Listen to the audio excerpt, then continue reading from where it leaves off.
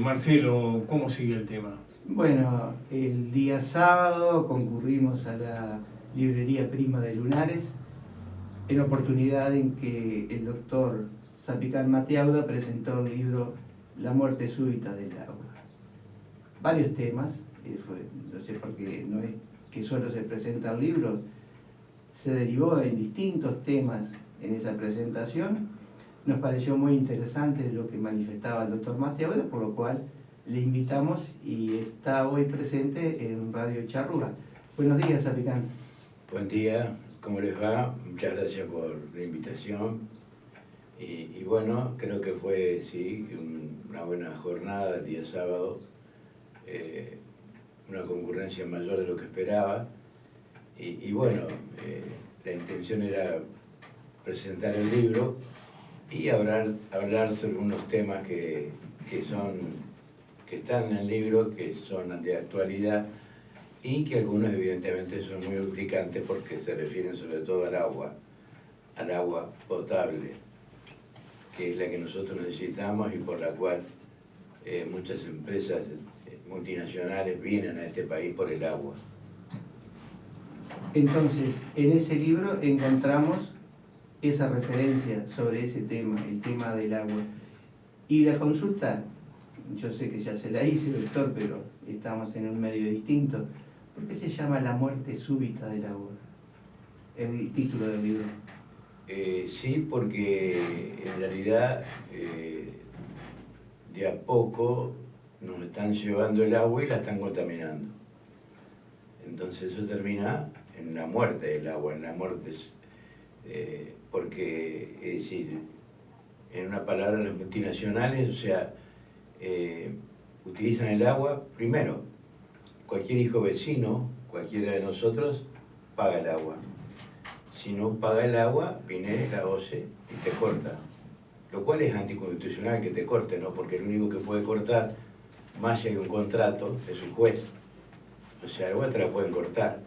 Pero el hecho de que un ente público actúe directamente y te corte el agua, está haciendo justicia por la propia mano. Quien puede cortar el agua es un juez. Pero acá tenemos que, le hemos dado por ejemplo, a las multinacionales la posibilidad de que usen el agua del Río Negro, ¿no? Y usan 136 millones de litros de agua por día por 50 años. Y la devuelven en parte, devuelven 107.000 litros, estoy hablando por día de agua, ¿verdad? Están en zona franca, no pagan un solo impuesto, y la devuelven contaminada. ¿Contaminada con qué? Con 12 productos como cromo, plomo, arsénico, mercurio, dioxina. Todos esos productos van al río, van a la cadena alimenticia y afectan no solamente la vida de los peces, de las aves que se mueren, sino que también la vida del ser humano. No hace mucho, todos ustedes que más si son periodistas lo saben, se volcaron al Río Negro, al arroyo Centenario, 1.000.000 de litros de soda cáustica. Por 100 años no va a crecer ni siquiera la vegetación, ¿verdad?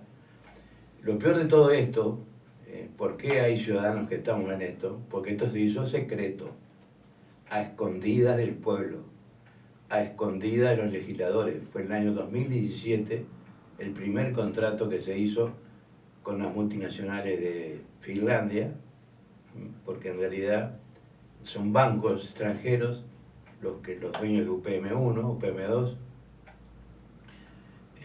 Para contarles, acá en el Uruguay hay 3 pasteras.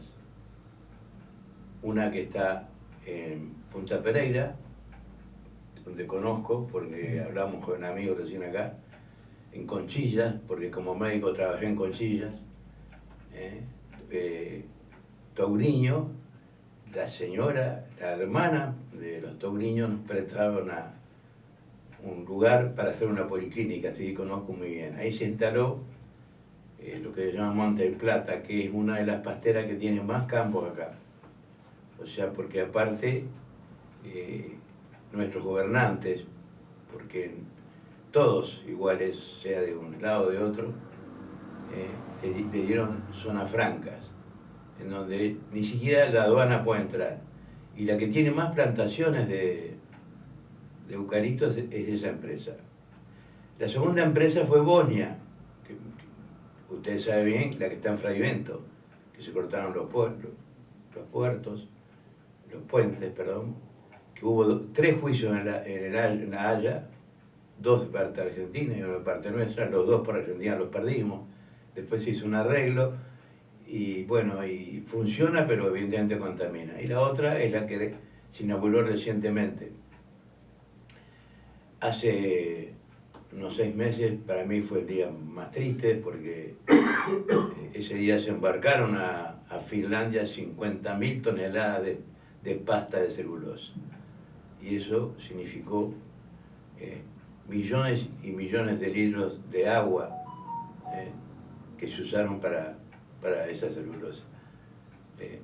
Entonces acá, esto si bien es político, no es partidario, porque nosotros tenemos quienes, de todos los partidos que nos acompañan, primero que hubieron contratos secretos a escondidas del pueblo.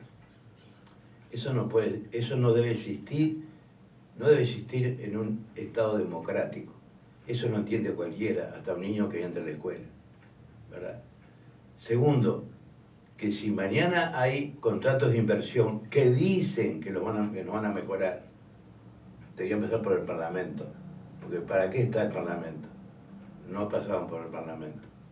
Esa es una de las cuestiones que planteamos nosotros. Y por último, lo que planteamos en todo esto y el tema del agua es que nosotros los uruguayos, ¿verdad? Ahora ustedes ven el tema de la reforma de la seguridad social, etcétera, etcétera, podemos cambiar y la voluntad está en nosotros. Es decir, el sistema político, tenemos democracia, yo viví la dictadura, así que por lo tanto sé lo que es. Es débil, pero hay que cuidarlo, y los gobernantes no lo cuidan. Entonces uno de los postulados que hay dentro de todo eso y del cambio es que haya más democracia directa y que todos participemos. O sea, es un poco absurdo que nosotros, para cambiar la ley madre, o sea, la Constitución, la Corte Electoral nos pida el 10% del padrón, o sea, de los inscritos en el padrón. ¿Qué quiere decir? Que si somos 3 millones que vamos a votar, vamos a necesitar, para cambiar, por ejemplo, el caso del plebiscito de la seguridad social, por lo menos 300.000 firmas, lo que logró para que se pueda plebiscitar. Después la gente dirá si sí o si no. Es un acto de empatía del derecho del ciudadano de poder decidir, ¿verdad? El hecho de no estar de acuerdo con los plebiscitos es un acto egoísta. Después la gente decide, capaz no está de acuerdo, bueno, maganudo. Si queremos seguir como estamos, bueno, está. Si yo quiero vivir bajo un techo y no tener baño y nada más, es mi problema, lo decido. Pero dejar a la gente que tenga la posibilidad, no sé si me explico, de poder votar. Y para eso la Corte, que es nuestro órgano de control, nos pide el 10%. Pero ¿qué es lo que pasa? Para cambiar una ley que ya está, cualquier ley de la educación, la salud, que es un desastre, no me digan que la salud anda bien, la justicia va de la mano del Poder Ejecutivo, le hace los mandados al Poder Ejecutivo. Para cambiar una ley, eso no se llama plebiscito, se llama referéndum. Para cambiar una ley necesitamos el 25% del padrón, o sea, 700, lo cual es un poco absurdo. Si para cambiar una constitución necesitamos el 10%, para cambiar una ley que ya está, no podemos necesitar el 25%. Lo que nosotros decimos que también usemos el 10% del padrón para poder cambiar las leyes, ¿verdad? Porque ¿qué es lo que pasa? Con este sistema todo sigue igual y nada se cambia. La gente promete y después no pasa absolutamente nada.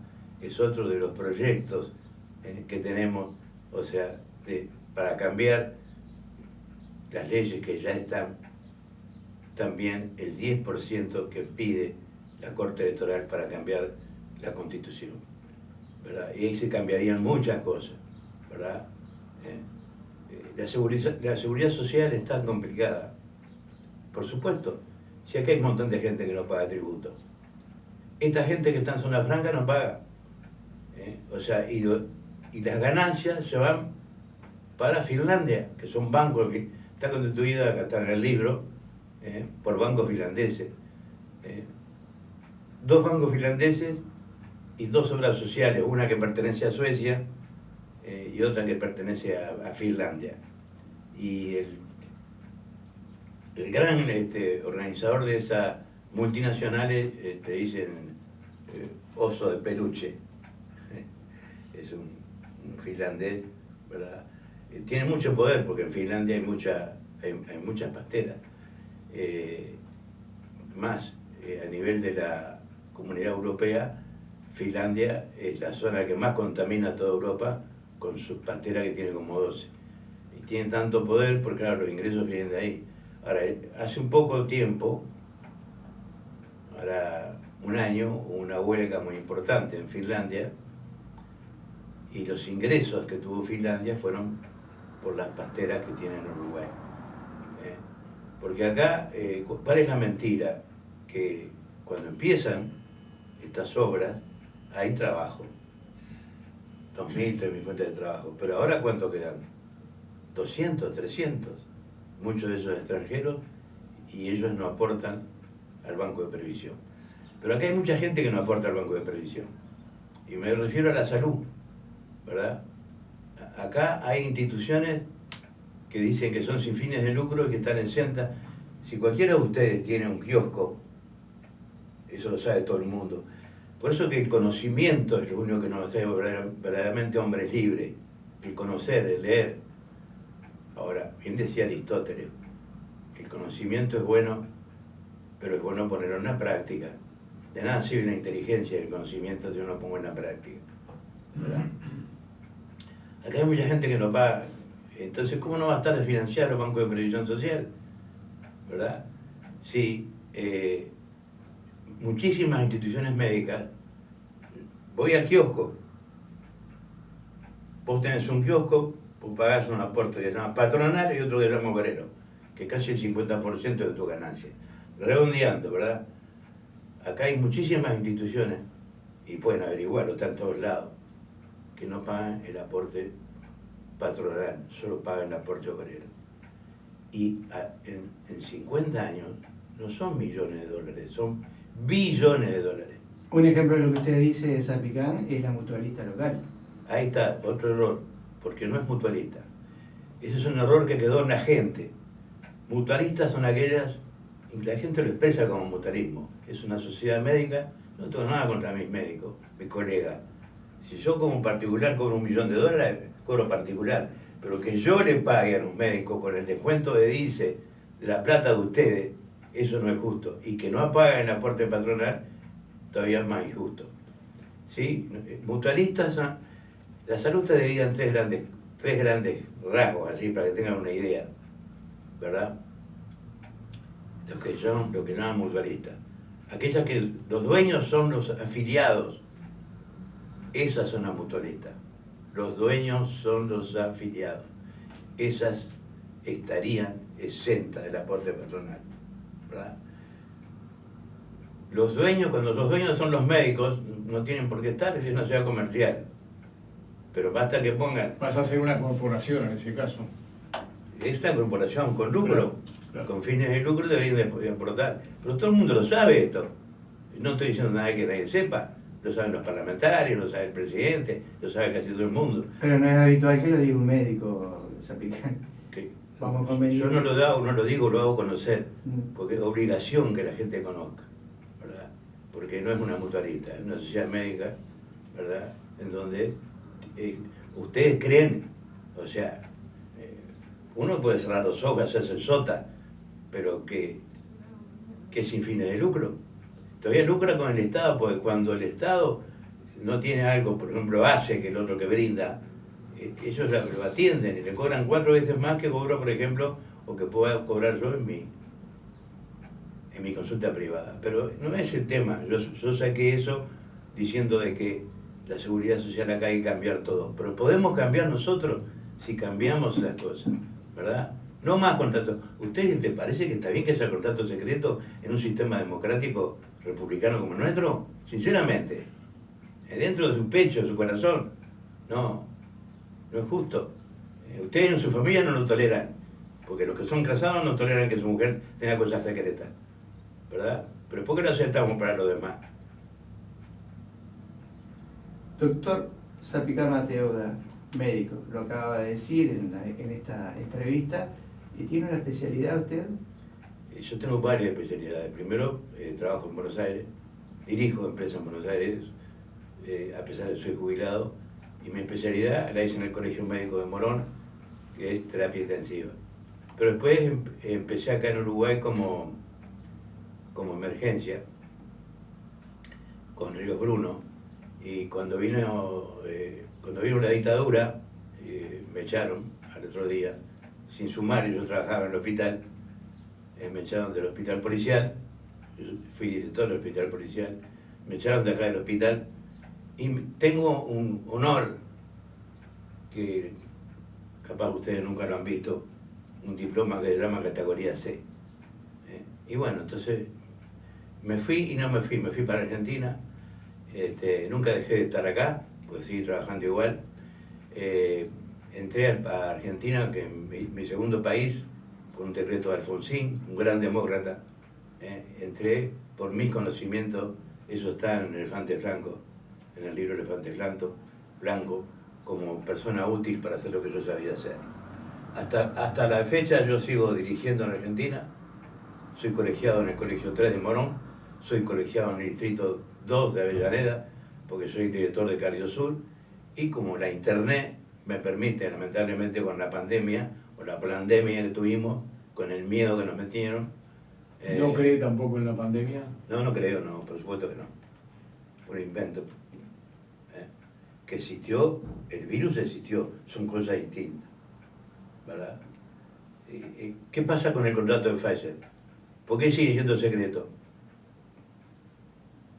¿A qué nos comprometimos con Pfizer? Los pregunto a ustedes como periodistas. No tengo idea. Le soy sincero, no tengo idea. Bueno, sigue siendo secreto. ¿A ustedes les parece que un médico puede aceptar eso? No. Yo me siento un hombre libre, por lo tanto, lo que no entiende mi inteligencia no lo puedo aceptar. Sigue siendo secreto, ¿verdad? O sea, nos metieron miedo con la pandemia. Pero hubo muchos muertos. Sin duda, pero ¿cuánta gente murió también vacunada y no vacunada? Muchas. Les voy a contar una anécdota. Una anécdota simplemente para distender. Resulta que un leñador que estaba en el Chaco se encontró con la parca y le dice: ¿Qué haces aquí, parca? Dice: vengo a matar 300.000. 300. No, dice, no seas tan mala, dice. Matá 30 nomás, no maté 300. Bueno, está, la cuestión porque murieron 300.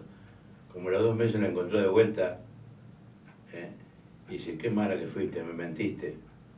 No, yo no te mentí. Yo maté 30. Los otros 270 nos mató el miedo. Acá la gente... acá, por ejemplo, les voy a contar otra cosa más, está en el libro, ustedes lo tienen que saber. Cuando el tema de... pudimos haber cambiado esto, porque en el contrato secreto que se firmó en 2017, prevía que se veía una catástrofe. Es decir, o sea, si fue una pandemia ni ellos creyeron, porque la podían haber cambiado y podían haber dejado sin efecto el contrato secreto sin ningún tipo de costo. Sin embargo, no lo hicieron, ¿verdad? Pero sí fue un negocio para las vacunas, fue un negocio con los tapabocas, porque ustedes no medían un tapaboca, valía 2 pesos, lo vendían a 20 pesos. Un negocio para lo que hicieron las vacunas, que las vacunas de esas todavía no están. O sea, yo soy médico y por lo tanto estoy de acuerdo con las vacunas que han terminado su fase experimental, como la del tétano, la difteria, la vacuna contra la tuberculosis, acá habla de la tuberculosis. ¿Por qué yo hablo? Bueno, estas vacunas todavía no han cumplido la etapa experimental total, ¿verdad? Y no sabemos las consecuencias y toda la gente que se murió, porque nunca se hizo una estadística si no hay escáner. ¿Cómo sabemos que se murió? Evidentemente que algunas vacunas pueden haber dado bien, pero otras no sabemos cuál fue el resultado. Es decir, yo creo que para que una vacuna sea bien, la misma fácil dice que se equivocó, está por todos lados, y que la vacuna produce no sé cuántas lesiones, está en todos lados, lo pueden leer, no está acá en el libro, porque el libro apunta a otra cosa, ¿no? Pero bueno, yo creo que nosotros somos un país, desde el punto de vista médico, con respecto a las vacunas, muy bueno. Acá está, yo hablé de la mesa. ¿Por qué hablo de esa gente en el libro? Porque cuando se quieren hacer las cosas bien, se pueden hacer bien, ¿verdad? Cuando la lucha antituberculosa, de 7 personas, una se moría de tuberculosis. En Uruguay fue el único país del mundo en donde combatió y liquidó la tuberculosis. ¿Pero por qué? Porque la gente que estaba en el gobierno eran verdaderos patriotas en ese momento. ¿Qué hicieron? Hicieron algo similar a salud pública, la lucha antituberculosa, los móviles, los escáneres, sacaron una radiografía. Yo cuando era médico del policial le hacía una placa todos los años a los funcionarios públicos, o sea, a los policías, para ver si tenían tuberculosis. La cutirrización. Todas esas medidas políticas que hizo Mésaga, entre eso los consejos de salario, que ustedes se rigen, bueno, eso lo hizo Mésaga. ¿Qué más hay? Las leyes de la mujer, pero sobre todo la lucha antituberculosis. Entonces, es decir, no es cosa de decir y no hacer. Ahora, por ejemplo, concretamente, se sacó la ley de internación compulsiva. Ojo que yo estoy de acuerdo con eso. Pero lo que no estoy de acuerdo son las medidas, porque si no tenemos donde tratar, son enfermos, ¿dónde los atendemos? ¿En psiquiatría? O sea, siempre ponemos los carretas ante los bueyes.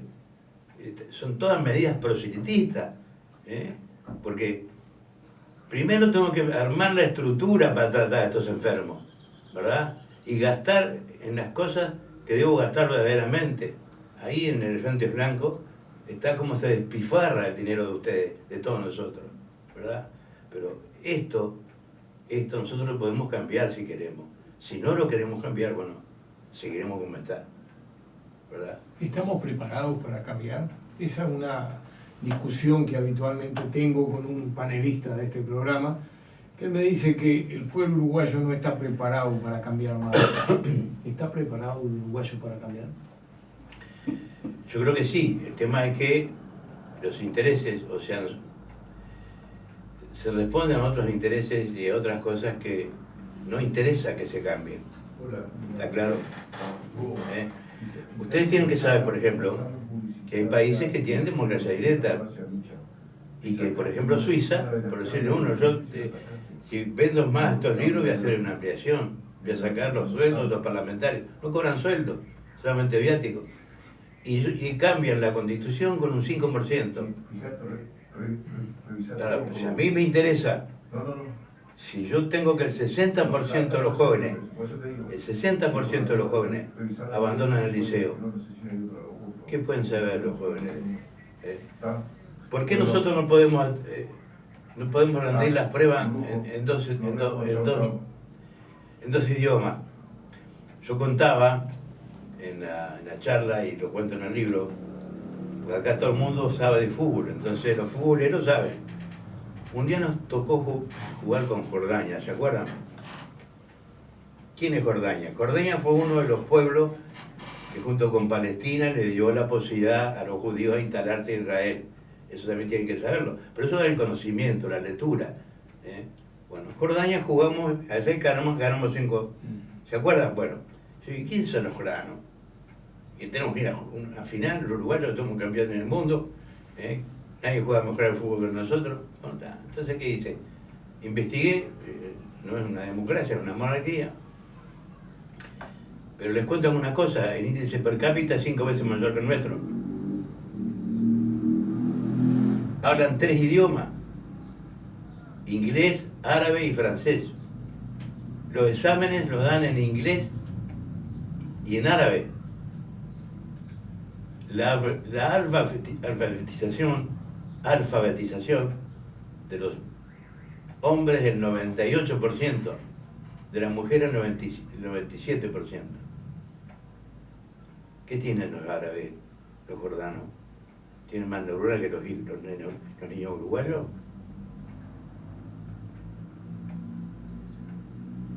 Cuando se quiere gobernar a un pueblo, es muy importante que el pueblo no sepa y sea ignorante, porque la ignorancia hace que las cosas se puedan hacer sin que nadie proteste. Alfredo, 8:01, no sé si usted iba a ir a la tanda. Sí, cumplimos la tanda y después seguimos, porque la charla está muy interesante. No, además quería preguntarle al doctor algo que usted le preguntó a Daniel Panario y quiero conocer la respuesta de él, pero Muy eso bien. para después de la tanda. Cumplimos con la tanda y ya seguimos.